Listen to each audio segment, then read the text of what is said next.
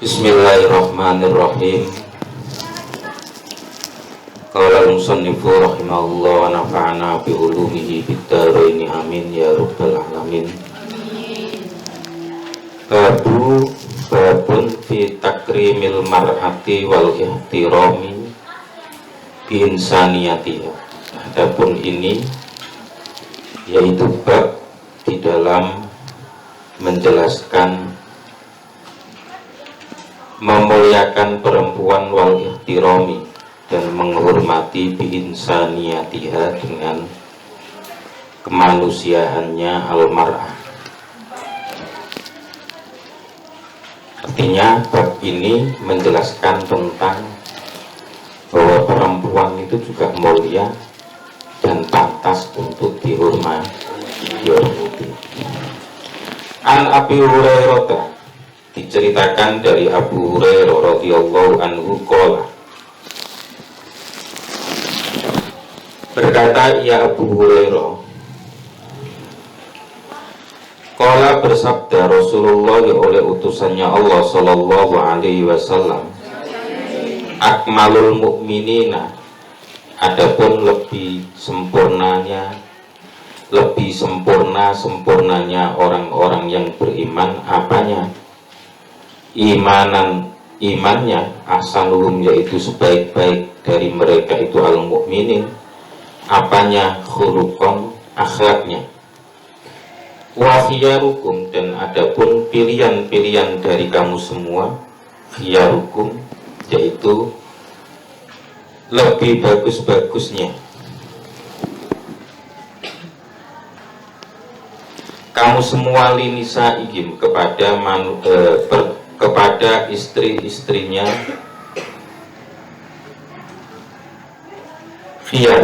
khiyarukum, apanya? Khuluqan, akhlaknya. Artinya laki-laki yang baik itu bukan laki-laki yang sing otot kawat balung besi, itu bukan, sing kringete wedang kopi. Jadi laki-laki yang baik itu laki-laki yang akhlaknya baik, yang selalu memperlakukan istrinya dengan baik, ya. Orang sidik-sidik jotos, sidik ngaplok ngeliora, ya. Jadi makanya di dalam Al-Quran disebutkan wa ashiruhunna bil ma'ruf. Jadi kumpulono bojo-bojomu itu dengan bagus, dengan bagus itu ya bagus. Jadi bukan terus ada kekerasan dalam rumah tangga misalnya, atau saling menggunjing, ngerti menggunjing ya? Sing wedok nyalak-nyalak sing lanang nyalak-nyalak sing betul, itu ojo. Karena perempuan itu adalah auratmu, kamu itu adalah auratnya istrimu. Perempuan maksudnya istri. Jadi ketika sudah suami istri, itu antara satu dengan yang lainnya itu sama-sama aurat. Lah kalau aurat jangan dibuka. Kalau ada kejelekan apapun yang ada pada keluarga kamu besok, itu jangan dibuka di depan umum, karena hal itu akan lebih mudah memicu ya perceraian tentunya, ya. An Abi Hurairah, diceritakan dari Abu Hurairah radhiyallahu anhu qala, berkata ia Abu Hurairah, jaa datang rajulun oleh seorang laki-laki ila Rasulillahi, kepada Rasulullah sallallahu alaihi wasallam. Faqala, kemudian berkata ia rajul, man ahaqqun nasi, man yaitu siapakah ahaqqun nasi, adapun lebih berhaknya manusia, berhusni sahabati, dengan bagusnya pertemananku. Qala, berkata ia Nabi, ummuka, ibumu, atau yaitu ibumu. Qala, berkata ia rajul, tumaman, kemudian siapa? Qala berkata Nabi, summa ummuka, kemudian ibumu. Qala berkata Rasul, summa man, kemudian siapakah? Qala bersabda ia Nabi, summa ummuka, kemudian ibumu. Qala berkata ia Rasul, summa man, kemudian siapakah? Qala bersabda ia Nabi, summa abuka, kemudian bapakmu. Rawa bercerita akannya hadis Muslimun oleh Imam Muslim.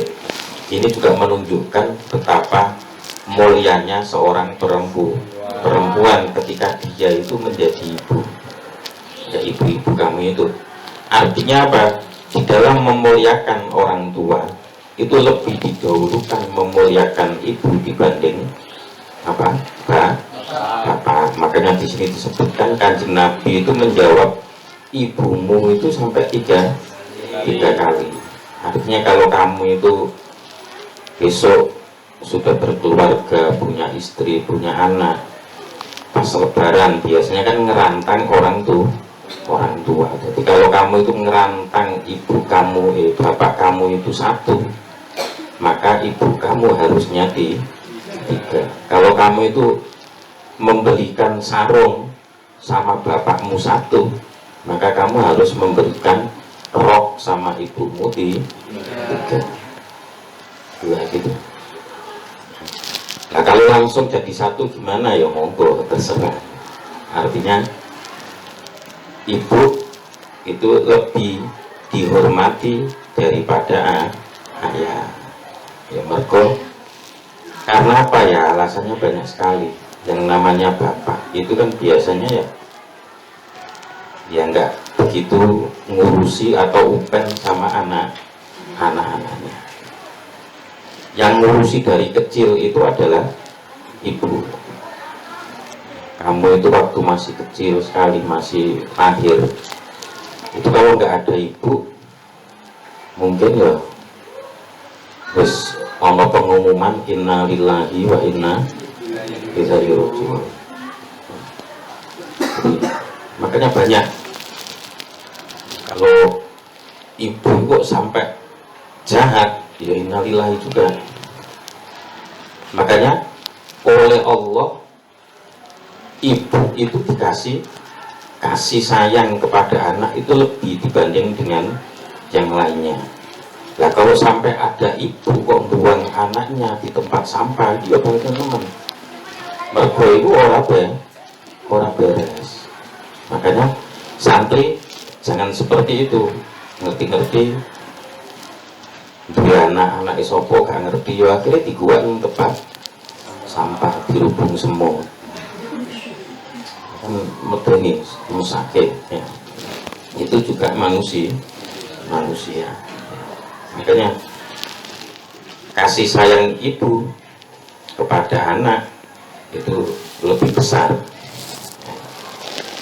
Kalau kamu itu nangis malam-malam, ya ibunya yang bangun dimimiki, nguyol duyongno dicewoi, terus ibu lagi turu kes dilu awakmu nangis nah, ya mimi ibumu tangin nah. Seperti itu. Makanya pernah ada sebuah cerita sufi cerita sufi itu ada seekor burung, tahu kan ya burung ya, burung asli ini bukan burung kamu.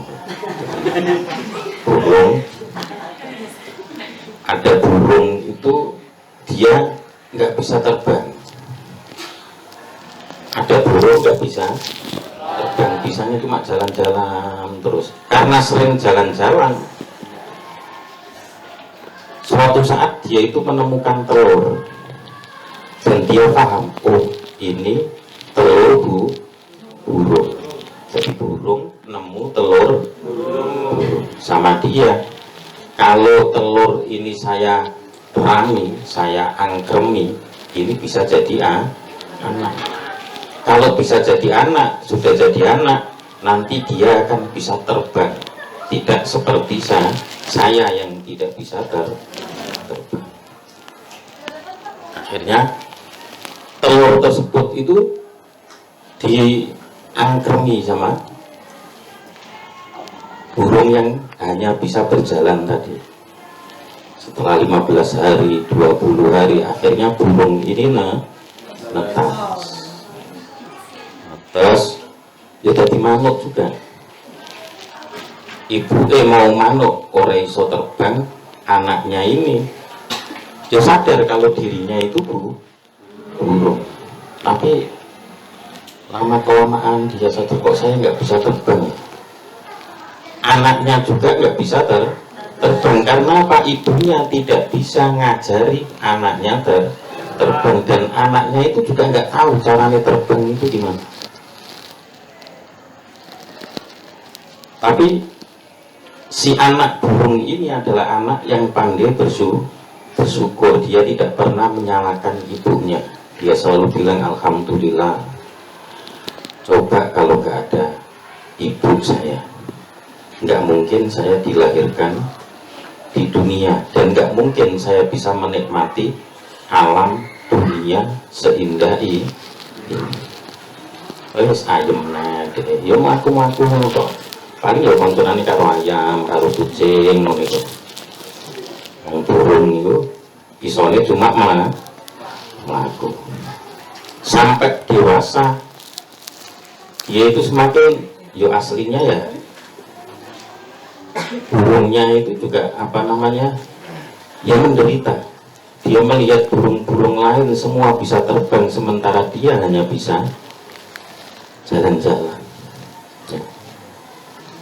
Sehingga pada suatu ketika dia itu merenung, minta sama Allah, ya Allah saya kok nggak bisa terbang, ini gimana.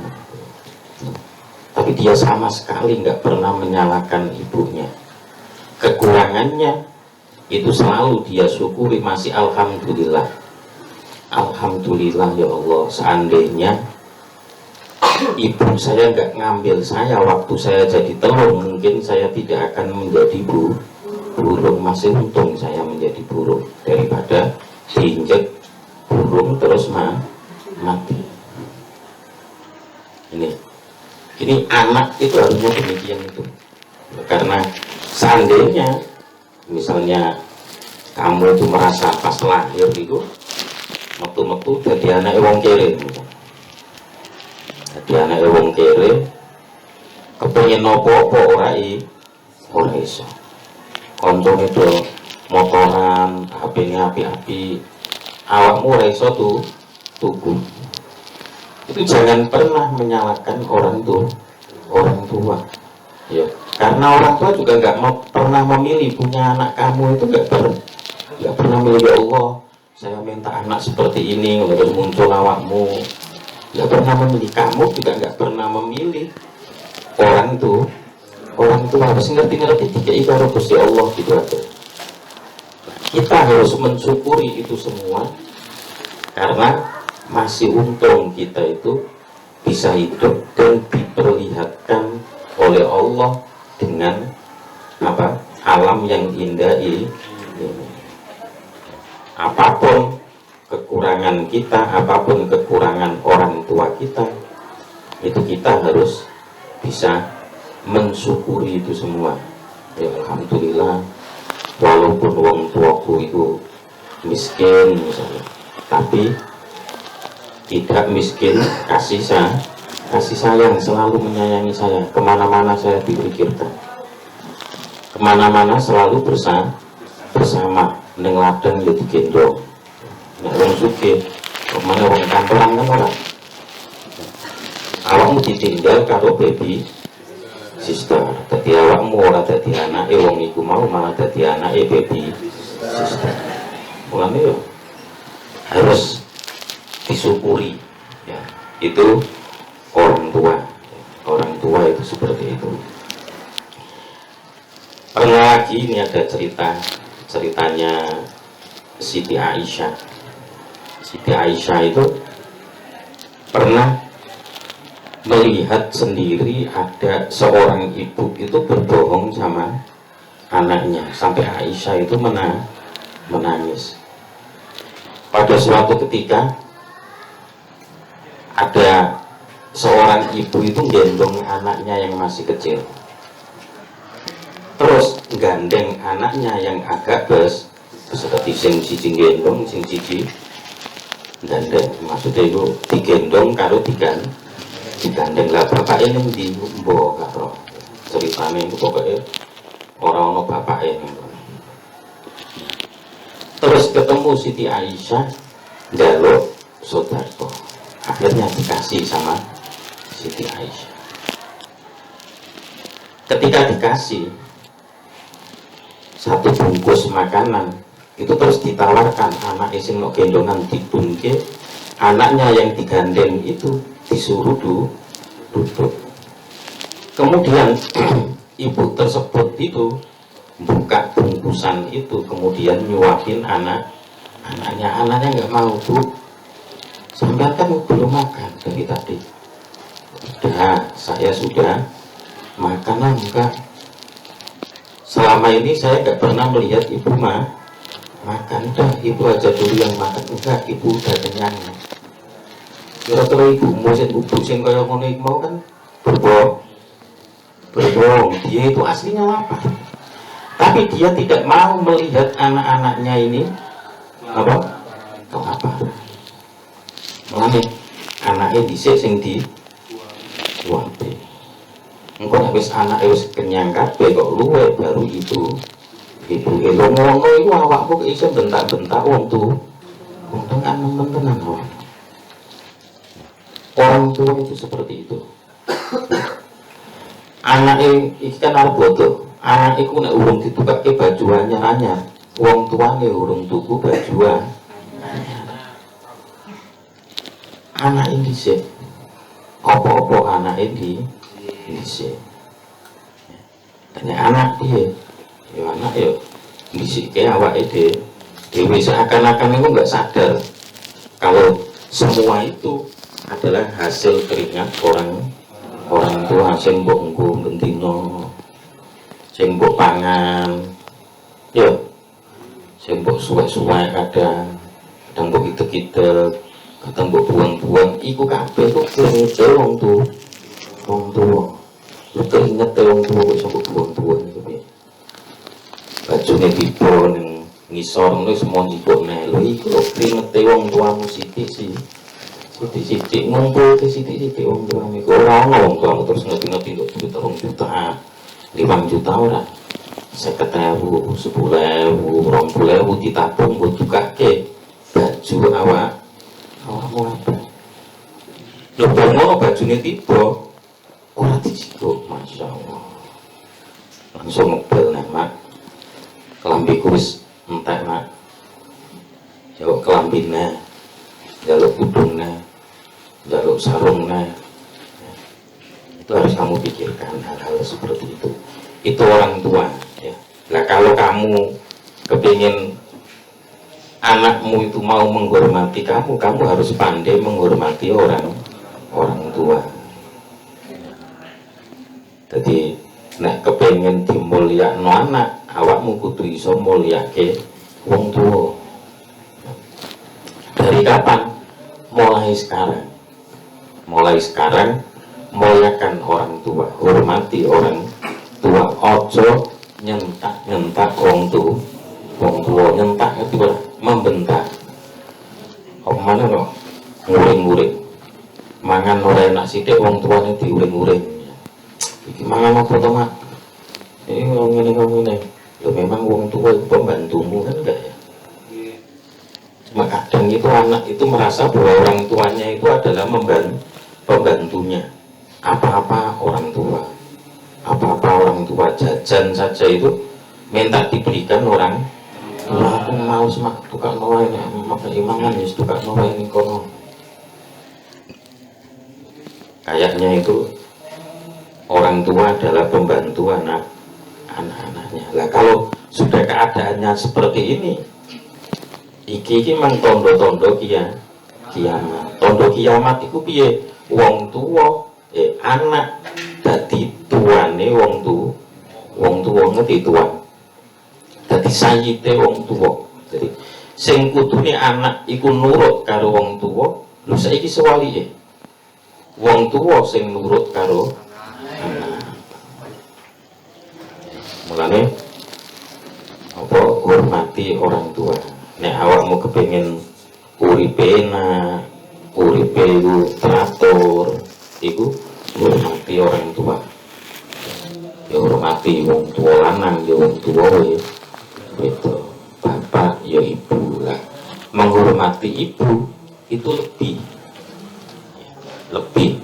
Jadi misalnya awakmu itu ngambung tangannya bapakmu sekali, ibumu tiga kali, gitu nih ngono. Ini awakmu ngai bapakmu sejuta, ngai ibumu telung juta. Ya, itu hadis ini ya. An Aisyah diceritakan dari Aisyah radhiyallahu anha, qalat berkata ia Aisyah. Qala perkataan Nabi oleh Nabi sallallahu alaihi wasallam di Fatimah kepada Fatimah alaihissalam, marhaban.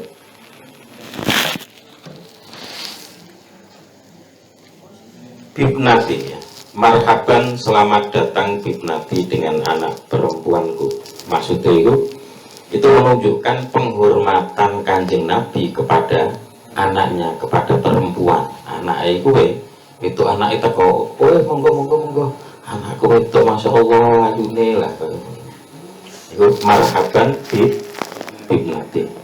Waqala dan berkata Ummu Hani oleh Ummu Hani radhiyallahu anha, jitu ilan Nabi, jitu aku datang ilan Nabi kepada Nabi sallallahu alaihi wasallam.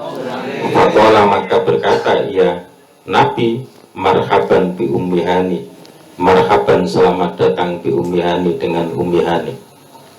Wa Ummu Hani, adapun Ummu Hani radhiyallahu anha, ya Ummu Hani bintu amin Nabi, yaitu anak perempuannya pamannya Nabi sallallahu alaihi wasallam, Abi Thalibin, rupane Abi Thalib.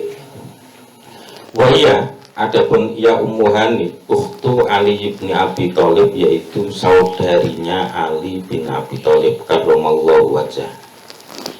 Itu hadis itu juga menunjukkan bahwa Kanjeng Nabi itu sangat menghormati perempuan.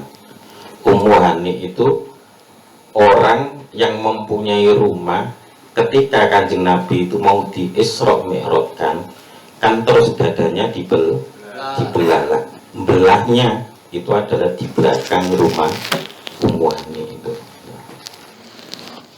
An Abi Tufail, diceritakan dari Abu Tufail radhiyallahu anhu, qala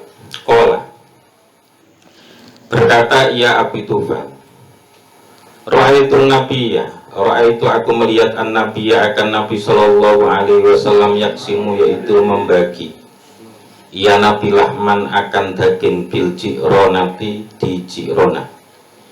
Id akbalat, tiba-tiba menghadap imra'atun oleh seorang perempuan, hatta danat, sehingga mendekati ia imra'ah ilan Nabi, kepada Nabi sallallahu alaihi wasallam. Fabasato, kemudian menggelar ia Nabi laha, karenanya imra'ah, rida'ahu, akan selendangnya Nabi. Fajalasat, kemudian duduk ia imra'ah alaihi, atasnya rida'ahu.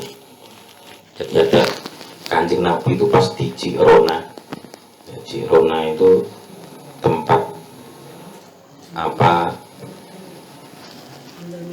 ya, mikot makaninya orang Madinah, Ji'ronah.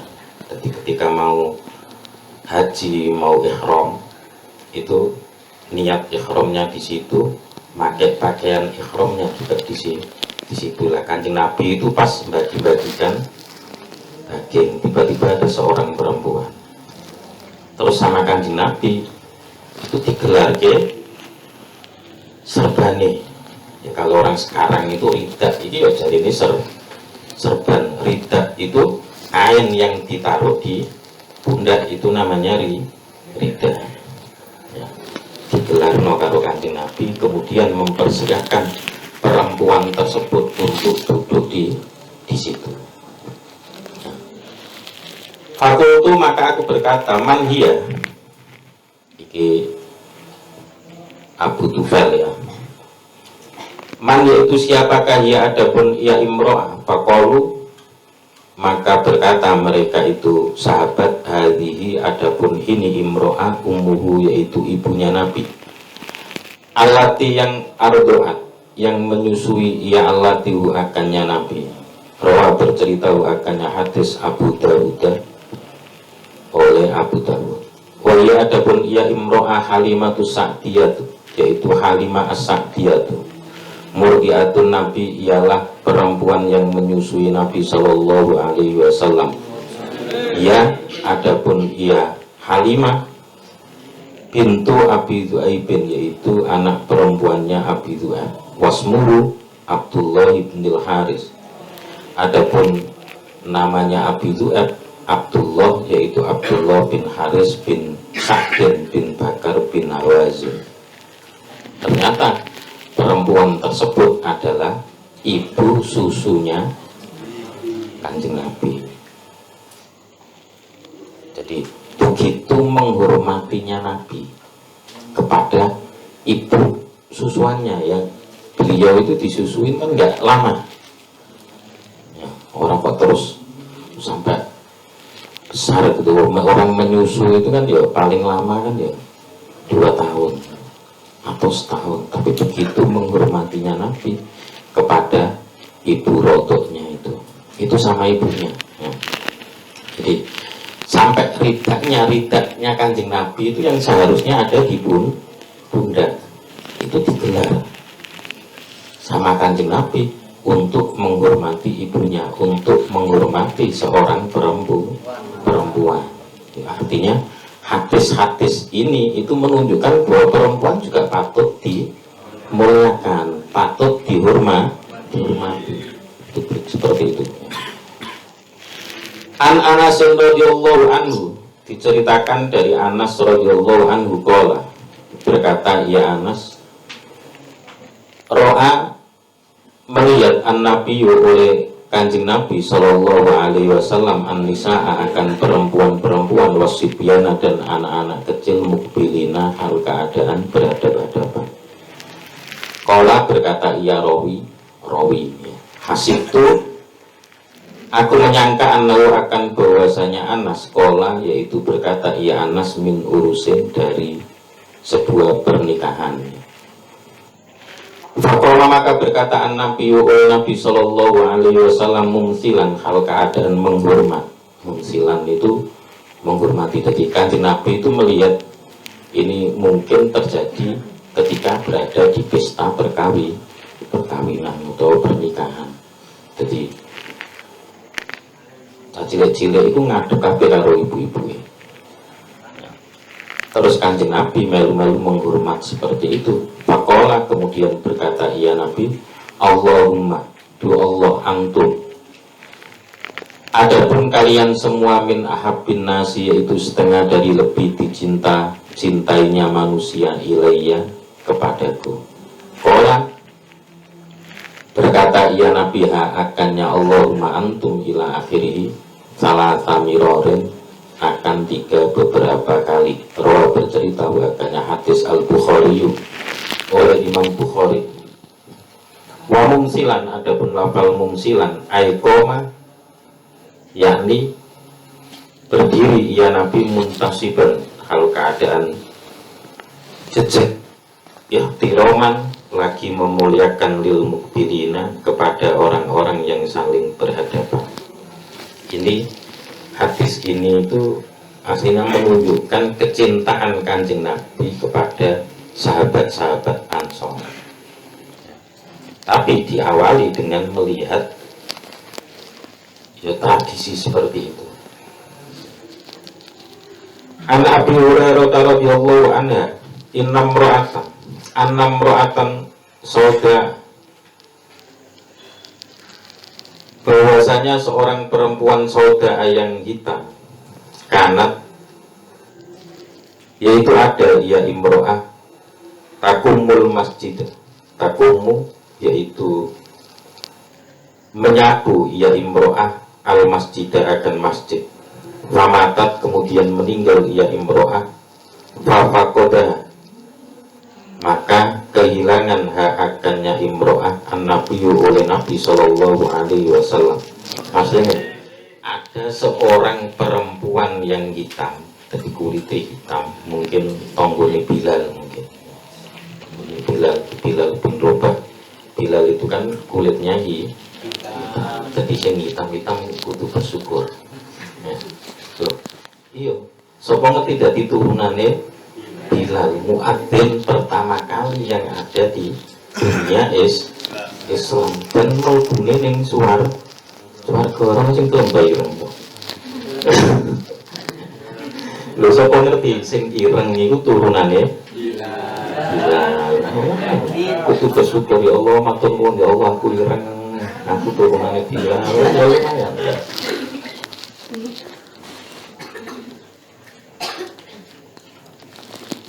Dia itu setiap hari tukang nyapu masjid. Nah, suatu saat, ya orang suatu saat, dia memang sudah pada waktunya, kemudian dia itu meninggal dunia. Kanjeng Nabi nggak ngerti, goleki kilangan itu Kanjeng Nabi terus goleki takut. Masalah. Kemudian bertanya, ya Nabi anha tentangnya imro'ah. Ba'da yamin setelah beberapa hari. Setelah beberapa hari Kanjeng Nabi penasaran, kok untuk malah ratu ketokna. Wong wedok sing biasa nyapu masjid ini digoleki karo Kanjeng Nabi. Fakir, maka dikatakan lahu kepadanya Nabi, innaha sesungguhnya imro'ah mata telah meninggal ia imro'ah. Faqala, maka berkata ia Nabi, bersabda ia Nabi, ala kuntum adamtumuni, mbok yaho kamu semua adamtumuni, memberitahu kamu semua ini akanku. Astina Kanjeng Nabi ku rada ana penyesalan, ya Allah Gusti, kok awakmu ora ana sing cerita karo aku nek wong wedok tukang nyapu masjid iku wis meninggal dunia. Dunia ya. Ini ya, menunjukkan betapa perhatiannya Nabi kepada seorang perempuan. Walaupun marbote wedok ya berdoa ya. Orang konek wedok berarti ganjarannya orang untuk ganjaran orang ya. Tetap sama ya. Fa'ata maka kemudian mendatangi ya Nabi Qobroha akan kuburnya imro'ah fasolah. Kemudian sholat ya Nabi fasolah alaihi, atasnya fasolah, kemudian sholat ia Nabi alaihi atasnya Qobroha. Rawa bercerita akannya hadis al-Baihaqi oleh Imam Baihaqi. Takumu, adapun lafal takumul masjid ayat tuknisuhu ya, taknusuhu, menyapu ia imro'ahu akannya al masjid ya. Kemudian Kanjeng Nabi nyolati wong wedok tersebut. Coba kamu pikir ya, ada seseorang yang nyolati Kanjeng Nabi di dalam sholat, itu kan semua adalah doa-doa supaya orang yang meninggal ini selamat dan dimasukkan oleh Allah ke dalam surga. Kayaknya ya perempuan ini akan masuk surga karena langsung disolati Kanjeng Nabi. Kanjeng Nabi langsung datang ke makamnya, kemudian mensolati perempuan tersebut. Ini menunjukkan bahwa Kanjeng Nabi sangat menghormati perempuan. Jadi kalau kamu kok nggak bisa menghormati perempuan kok kamu mainkan kok, kamu permainkan, ya, kamu buat main-main, itu kamu tidak tipenya orang yang menjadi apa, umatnya Kanjeng Nabi. Wong Kanjeng Nabi aja sangat menghormat ya, sangat menghormat perempuan. An Sa'd bin Abi Waqqas, diceritakan dari Sa'd bin Abi Waqqas radhiyallahu anhu qala, berkata, ya Sa'd bin Abi Waqqas istadzana minta izin Umaru oleh Sayyidina Umar ibnu Khattab, oleh Umar bin Khattab radhiyallahu anhu ala Rasulillah, di atas Rasulullah sallallahu alaihi wasallam. Maksudnya jalur izin itu ya mungkin harus masuk di rumahnya Kanjeng Nabi, kemudian Umar itu mengucap salam. Assalamualaikum. Ya. Terus ya Kanjeng Nabi ngizini ya. Waalaikumsalam. Itu wis tomboi izin. Wa indahu, dan yaitu di sisinya Nabi niswatun, adapun perempuan-perempuan min Quraisyin dari Quraisy, yas'alnahu, kalau keadaan bertanya, ya niswahu akannya Nabi, wastaksirnahu, dan memperbanyak pertanyaan, ya niswahu akannya Nabi, aliyatan, hal keadaan mengeraskan aswatuhunna, oleh suara-suaranya niswa, ala sautihi, atas suaranya Nabi. Ya wong wedok nek kadung akeh takok karo wong nang yo rame akhire. Wong tuh banter-banter ono sing ngakak bulu-bulu. Falam masta'dana, maka ketika minta izin Umaru oleh Sayyidina Umar, tabadarna, maka bergegas mereka itu niswah, al-hijabah akan menutupnya. Mesti al-hijabah akan berhijab. Asalnya karo Kanjeng Nabi ku biasa-biasa. Dia nyuwante karo Kanjeng Nabi, guyon jombong. Kira-kira ono Sayyidina Umar langsung demen kabeh. Nang kabeh terus berukut kabeh. Langsung demen kabeh. Fa'adina, maka mengizini lahu kepadanya Umar an-Nabiyyu oleh Nabi sallallahu alaihi wasallam pada khala. Kemudian masuk ya Umar wa Nabi wal khal, adapun Nabi sallallahu alaihi wasallam yadhaku, yaitu tertawa ya Nabi. Maksudnya suasananya kan di perempuan-perempuan sowan kepada Kanjeng Nabi, takok-takok masalah, guyu-guyu banter, suaranya banter. Kemudian Sayyidina Umar datang, assalamualaikum. Kanjeng Nabi nya waalaikumsalam. Akhirnya Umar masuk. Kanjeng Nabi guyu itu mergo melihat tingkai wong wedok-wedok iku mah. Di wong wedok-wedok iku asale iku biasa, bareng para Umar iku langsung pucat kabeh. Faqala, maka berkata ya Umar, adhakallahu sinnaka, menertawakan akan ke Allah oleh Allah sinnaka akan umurmu ya Rasulullah, wahai Rasulullah, bi abi anta wa ummi, demi bapakku anta, yang kau wa ummi, dan ibuku. Maksudnya ya kok ngguyu ono apa Nabi iku nek wong Jawa, tapi nek wong Arab itu kan kadang bahasanya seperti ini. Ono apa kok guyu kan Nabi. Terus Kanjeng Nabi jawab, faqala, maka berkata ia Nabi, ajibtu minha ula illati kunna inti. Ajibtu, aku heran, minha ula illati, dari mereka itu perempuan, kunna yang ada, mereka itu allati inti, yaitu tetap ada di sisiku. Lama sami'na, ketika mendengar mereka itu allati sautaka, akan suaramu. Tabadarna, bergegas mereka itu anisa al-hijabah, akan menutup. Faqala,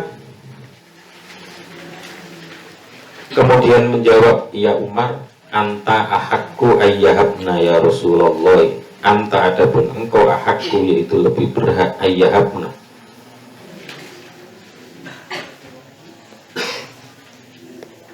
oleh bahwa sungkan itu apa ya? Segan ya, akan bahwa segan mereka itu niswah ya Rasulullah, wahai utusannya Allah. Suma akbala, kemudian menghadap ya Umar alaihinna, atas mereka itu niswah. Faqala, kemudian berkata ya Umar, ya atuwati anfusihinna, wahai musuh-musuhnya, wahai musuh-musuh nafsu, ya atuwati anfusihinna, wahai musuh-musuhnya nafsu-nafsu mereka itu niswah. Atahab tani, apakah segan engkau ni akanku, walam tahabna, dan tidak sungkan engkau Rasulullah akan utusannya Allah sallallahu alaihi wasallam. Ketika Nabi terus ngomong iku mau lho aku iku guyu iku mergo roh tingkai wong wedok-wedok iki. Wong asale dhek iku biasa-biasa, barang krungu suarane iku terus menencep kabeh. Langsung menencep kudune dibenekke kabeh. Fakulna kemudian berkata ia Imroh ia Niswah, innaka sesungguhnya engkau Umar afadzu yaitu lebih kasar, wa aghlazu dan lebih keras min Rasulillah dari utusannya Allah sallallahu alaihi wasallam. Rawat bercerita akannya hadis Al-Bukhari oleh Imam Bukhari. Jarine wong wedok mau ya awakmu iku mergo wonge iku kasar ya keras ya kita takut.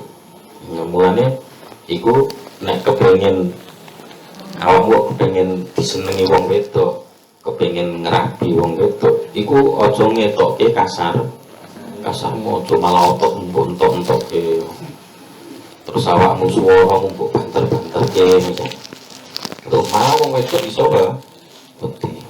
Jadi wong wedok iku secara naluri itu biasanya menyukai laki-laki yang penyayang.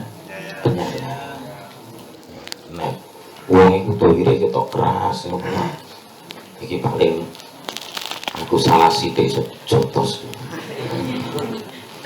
Misal mangan segone urung mateng jotos iku.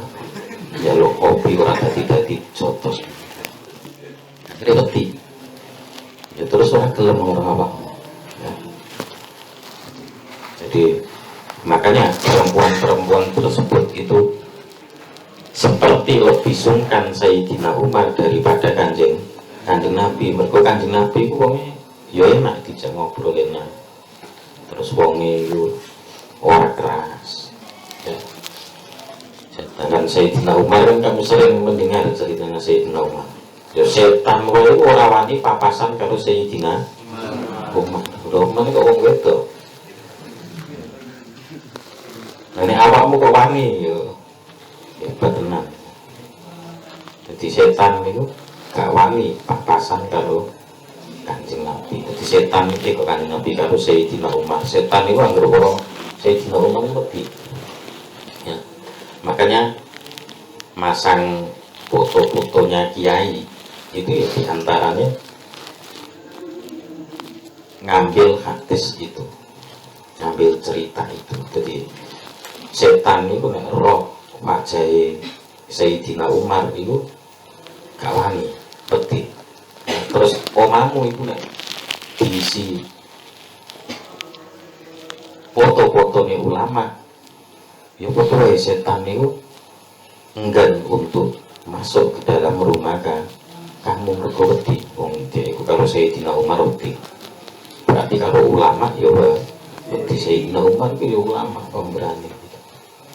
Makanya kalau menurut Syekh Nawawi Banten, memasang foto-fotonya kiai di rumah itu hukumnya bid'ah, tapi sing bid'ah hasanah, bid'ah mandubah. Langkah dipasangi foto-fotonya artis piye yo seneng. Oh mana artis wedok-wedok sing kelambine itu kurang iku guys. Setan malah seneng loh. Sampai sing duwe omah ya melu-melu kaya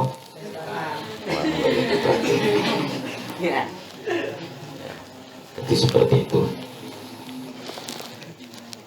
Karena apa? Karena foto gambar ini walaupun kelihatannya kan seperti diam dia, tapi kalau kamu lihatin terus itu lama-lama itu seperti ada bro, lama-lama itu seperti itu, dan dia punya pengaruh tersendiri. Kalau kita memandang foto ulama, maka yang keluar adalah pengaruh ya baik, tenang, adem gitu.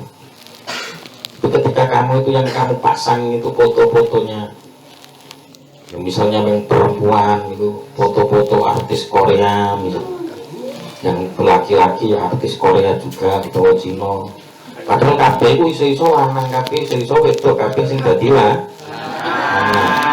Iya, rumangsane wedok lho jebule iku lanang, rumangsane lanang ternyata perempuan. Nah, yang seperti itu, aura yang keluar atau pengaruh yang keluar itu adalah hal-hal yang tidak baik. Pasti kamu akan melayang jauh pikiran kamu. Ya, makanya pasang yang ngomong itu ojo masang perkara-perkara sing ora apik. Pasang foto-foto nih kiai, insya Allah engko anak-anak ya seneng kiai. Terus akhirnya takut iku sopo, oh iku guruku sopo, oh ning kono awakmu sesuk mondok ning kono ya. Akhirnya anaknya gelem mondok ya. Al-Fadlu, ada penapal al-Fadlu ay al-jafi teges al-jafi sayyi, yakni kasar as-sayyi yang jelek, wal walidu dan ada pun ghalib ay asyadidu subi, yakni keras, ya keras sekali. Waya adapun ia al-ghalid khilafur roqiqi, yaitu sebaliknya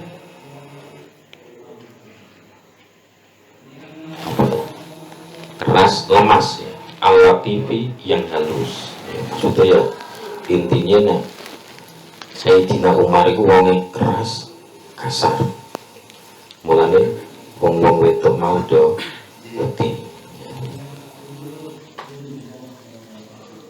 Kesana saja ibu burung pirang menit orang itu ya.